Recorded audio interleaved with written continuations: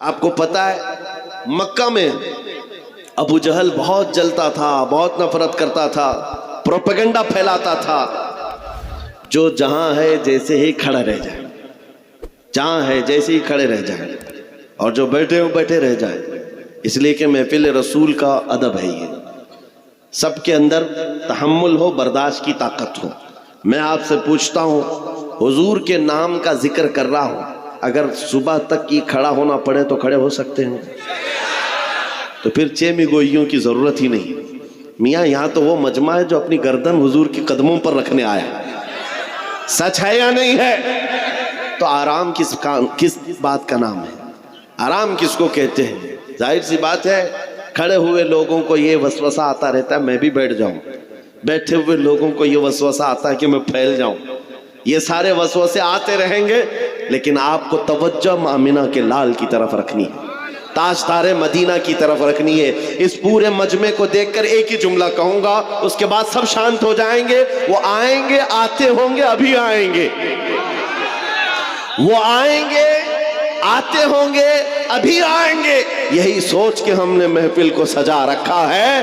ہوا کا موسم بتا رہا ہے، وہ زلف اپنی لہرا رہے ہیں، سواری طیبہ سے چل پڑی ہے، حضور تشریف لا رہے ہیں۔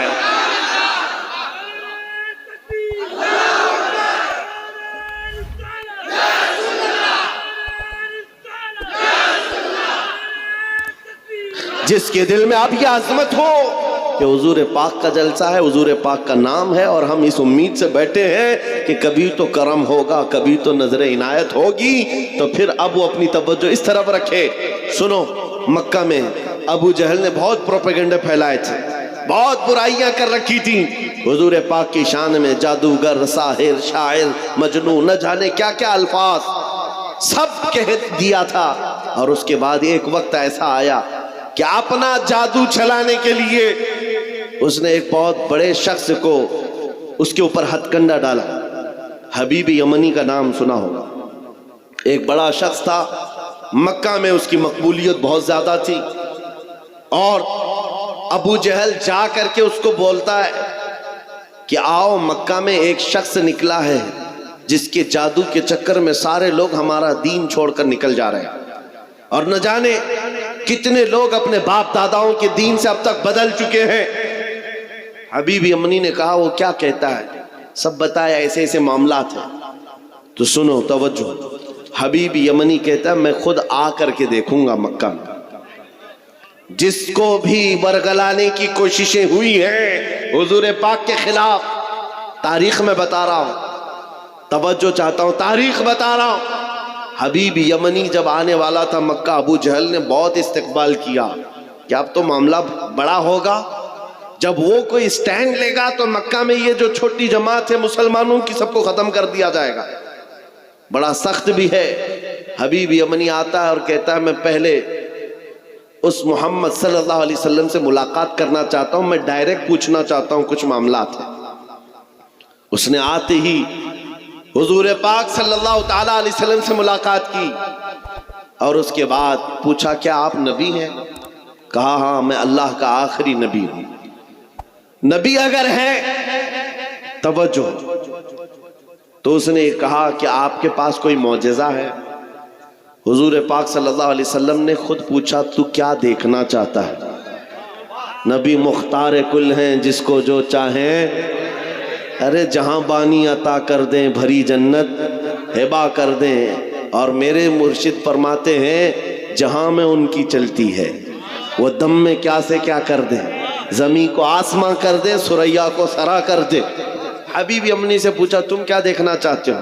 عربوں میں اس وقت یہ بات مشہور تھی، جادو کرنے والے کا جادو زمین پہ چل سکتا ہے، آسمان پہ نہیں چلتا، زمین پہ سارے جادو دکھائے جا سکتے ہیں، آسمان پہ نہیں۔ تو اس نے یہ سوچا کہ اگر یہ جادوگر ہے تو زمین پر کر کے دکھا سکتے ہیں، آسمان پہ نہیں۔ کہا میں آسمان پہ کوئی جادو آپ کا کوئی معجزہ دیکھنا چاہتا ہوں، آسمان پہ۔ 14ویں رات تھی، چاند آب و تاب کے ساتھ چمک رہا تھا، نبی رحمت صلی اللہ علیہ وسلم نے انگلی کا اشارہ کیا، چاند 2 ٹکڑوں میں بدل گیا۔ یہ معجزہ پتہ ہے آپ کو؟ شق القمر کا معجزہ، چاند آدھا ادھر آدھا ادھر. نبی کریم صلی اللہ تعالیٰ علیہ وسلم کا یہ معجزہ دیکھ کر کے وہ حیرت میں رہ گیا. اس کے بعد سنو اب اس نے کیا کہا کہ اب دوسری بات میرے دل میں ہے, میں کچھ سوال لے کر کے آیا ہوں, آپ خود ہی بتا دیجیے. یہ بہت بڑی بات ہے میرے عزیز. ان کا عقیدہ بھی یہ تھا نبی جو ہوتا ہے وہ غیب کا علم جانتا.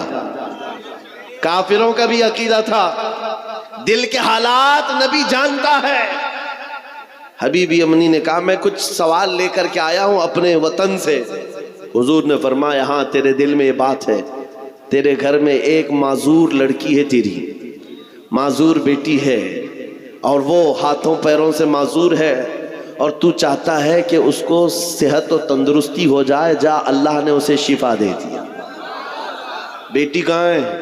یمن میں ہے, اور یہ مکہ میں ہے. باپ دل کے حالات جیسے ہی بتایا نبی کریم نے کہا میں گواہی دیتا ہوں آپ اللہ کے سچے رسول ہیں. ابو جہل کس کے لیے لایا تھا؟ پروپیگنڈا پھیلانا تھا, حضور کے خلاف ایک مورچہ قائم کرنا تھا. جس کو پکڑ کر کے لایا تھا وہی مصطفیٰ کے قدموں میں سر دینے کو تیار.